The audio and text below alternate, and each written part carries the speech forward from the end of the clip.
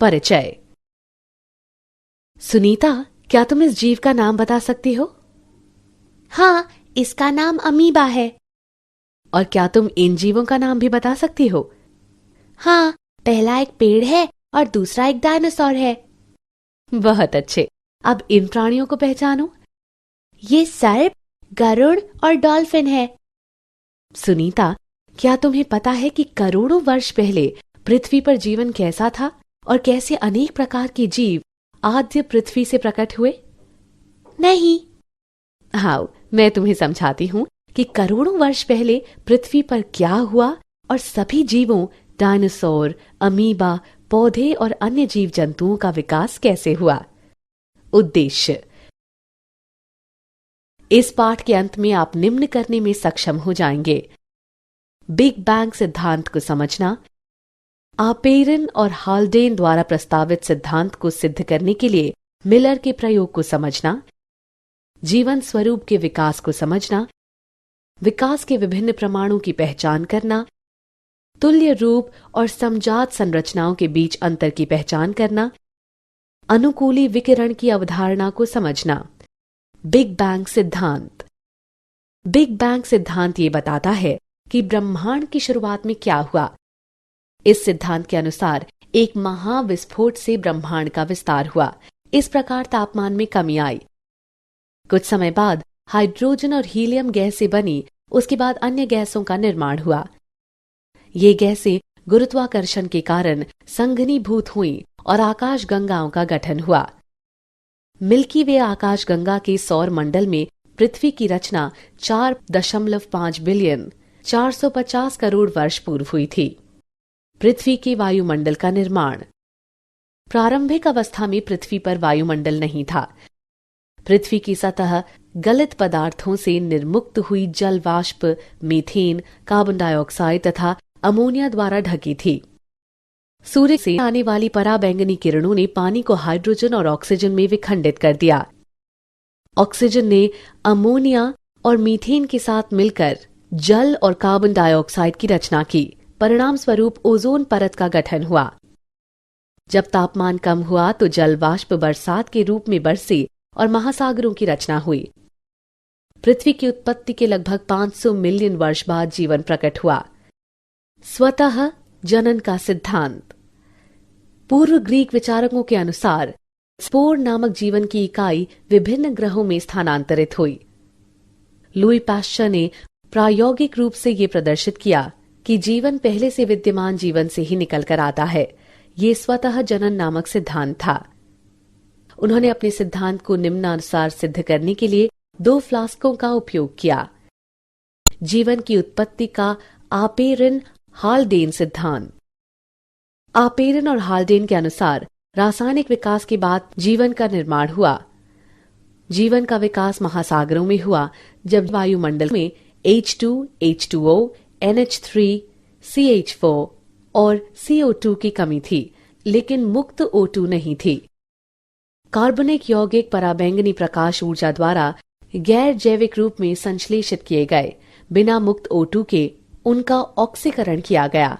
ये कार्बनिक अणु स्थिर होकर गर्म तनु शोरबे में संचित हो गए। इन अणुओं ने नष्ट होने से बचने के लिए अपने चारों ओर एक झिल्ली का निर्माण किया। ऐसे कोशिकांगों ने रसायनों का अवशेषण, वृद्धि, विभाजन किया और अपने चारों ओर मौजूद कार्बनिक अणुओं के किण्वन द्वारा ऊर्जा प्राप्त की। इस प्रकार प्रथम जीवन स्वरूप की उत्पत्ति हुई। मिलर का प्रयोग। 1953 में S.L. मिलर ने प्रयोगशाला में पृथ्वी की प्रारंभिक दशाओं के समान परिस्थितियां पैदा की। उन्होंने CH4, H2, NH3 और जल वाष्प युक्त बंद फ्लास्क में 800 डिग्री सेल्सियस पर विद्युत डिस्चार्ज उत्पन्न किया। कुछ समय बाद उन्होंने देखा कि अमीनो अम्ल, शर्करा, नाइट्रोजन क्षार, वर्णक और वसा का निर्माण हो गया। ये प्रयोग इस बात का समर्थन करता है कि रासायनिक विकास के बाद जीवन की रचना हुई। विशेष सृष्टि का सिद्धांत। पारंपरिक धार्मिक साहित्य के अनुसार विशेष सृष्टि के सिद्धांत के 3 संकेतार्थ हैं। वो सभी जीव जिन्हें हम आज देखते हैं ऐसे ही सर्जित हुए होंगे। उत्पत्ति के समय से ही ये जैव विविधता थी और भविष्य में भी ऐसी ही रहेगी। पृथ्वी लगभग 4000 वर्ष प्राचीन है। जीवन स्वरूप के विकास पर चार्ल्स डार्विन का सिद्धांत। चार्ल्स डार्विन ने निष्कर्ष निकाला कि विद्यमान सजीव कामोवेश आपस में समानताएं तो रखते ही हैं, बल्कि उन जीव रूपों में भी समानता रखते हैं जो करोड़ों वर्ष पूर्व के समय विद्यमान थीं। उन्होंने बताया कि प्रत्येक जीव संख्या के लक्षणों में विभिन्नता निहित होती है, जो कुछ जीवों को प्राकृतिक दशाओं में अच्छी तरह से जीवित रहने में सक्षम बनाती है। इसे उपयुक्तता के रूप में जाना जाता है।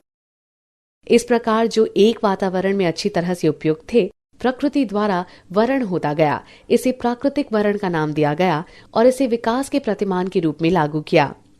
विकास के प्रमाण। पृथ्वी पर जीवन स्वरूप के विकास के समर्थन में प्रमाण जीवाश्म के अध्ययन तथा विभिन्न जीवन स्वरूपों की तुलनात्मक शारीरिकी और आकारिकी से सामने आए। जीवाश्म। जीवाश्म चट्टानों में पाए जाने वाले जीवन स्वरूपों के कठोर भागों के अवशेष हैं। जीवाश्म युक्त विभिन्न आयु की चट्टानों की तलछट के अध्ययन से ये पता चलता है कि समय समय पर जीवन के रूप बदलते रहते हैं और कुछ जीवन रूप विशेष भूवैज्ञानिक काल तक ही सीमित रहे। ऐसे प्रमाण पुराजीवी प्रमाण कहलाते हैं। समजात संरचनाएं। जब समान संरचनाएं विभिन्न जरूरतों के अनुकूलन के कारण भिन्न भिन्न दिशाओं के साथ विकसित होती हैं, तो ये अपसारी विकास कहलाता है। ऐसी संरचनाएं समजात संरचनाएं कहलाती हैं। उदाहरण बोगनविलिया एवं क्यूकरबिटा के क्रमशः कांटे एवं प्रतान। तुल्य रूप संरचनाएं। जब विभिन्न संरचनाएं समान कार्यों के लिए विकसित होती हैं, तो ये अभिसारी विकास कहलाता है। ऐसी संरचनाएं शरीर विज्ञान की दृष्टि से असमान होती हैं, भले ही उनके कार्यकलाप समान हो। ये तुल्य रूप संरचनाएं कहलाती हैं। उदाहरण पेंगुइन और डॉल्फिन मछलियों के पक्ष। अनुकूली विकिरण। एक विशेष भूभौगोलिक क्षेत्र में विभिन्न प्रजातियों के विकास का प्रक्रम एक बिंदु से शुरू होकर अन्य भूभौगोलिक क्षेत्रों तक प्रसारित होने को अनुकूली विकिरण कहते हैं। उदाहरण 1. गैलापागो द्वीप की डार्विन फिंच। 2. ऑस्ट्रेलियाई मार्सुपियल। क्या आप जानते हैं? विकासात्मक अनुवांशिकी, जीवाश्मिकी और विकास परक विकासात्मक जीव विज्ञानी की उन्नति से ये पता चलता है कि प्रजनक प्रकर्मों और जंतुओं में कोशिका प्रकार विनिर्देश तंत्रों के कारण अनेक संरचनाएं स्वतंत्र रूप से विकसित होती हैं, न कि पहले से मौजूद जीवन रूपों से। सारांश। आइए हमने जो कुछ सीखा है उसे संक्षेप में दोहराएं। अधिकतर वैज्ञानिक रासायनिक विकास में विश्वास रखते हैं, अर्थात जैव अणुओं के गठन के बाद जीवन का प्रथम कोशिकीय रूप प्रकट हुआ। चार्ल्स डार्विन ने निष्कर्ष निकाला कि विद्यमान सजीव कमोवेश आपस में समानताएं तो रखते ही हैं, बल्कि उन जीव रूपों में भी समानताएं रखते हैं जो करोड़ों वर्ष पूर्व के समय विद्यमान थीं। जीवाश्म चट्टानों में पाए जाने वाले जीवन स्वरूपों के कठोर भागों के अवशेष हैं। समान संरचनाएं जो भिन्न भिन्न कार्य करती हैं, समजात संरचनाएं कहलाती हैं।